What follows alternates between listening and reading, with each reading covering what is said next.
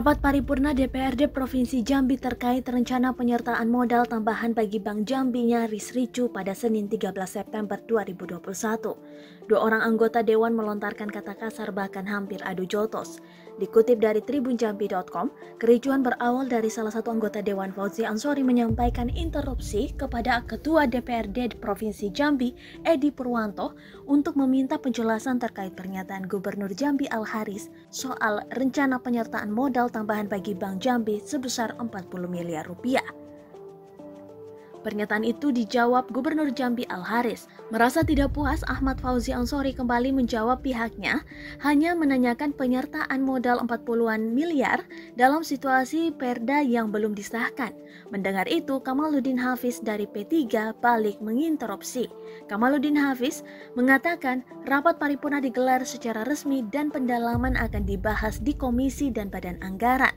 Merasa tak senang dengan ucapan Kamaluddin Hafiz, Ahmad Fauzi Ansori tak setuju dengan pernyataan rekan sesama dewan itu. Selepas sidang ditutup, keduanya tampak masih belum puas. Keduanya berjalan menuju bangku penonton sidang di bagian belakang. Mereka saling berbicara berdua dan tampak ada salah seorang yang mendorong hingga harus dilerai oleh Kepala BPBD Jambi Bahyuni. Tidak puas sampai di situ, keduanya dibawa oleh anggota dewan lainnya keluar ruang sidang.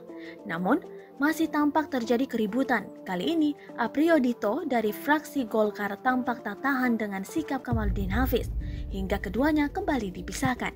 Ketua DPRD Provinsi Jambi Edi Purwanto mengatakan ini merupakan bagian dari dinamika dalam penyampaian pendapat. Ketika ditanya terkait adanya rencana penyertaan modal tambahan bagi Bank Jambi, Edi Purwanto menjawab itu leading sektor Gubernur Jambi. Edi Purwanto meminta agar Gubernur Jambi harus mengkaji itu dengan matang.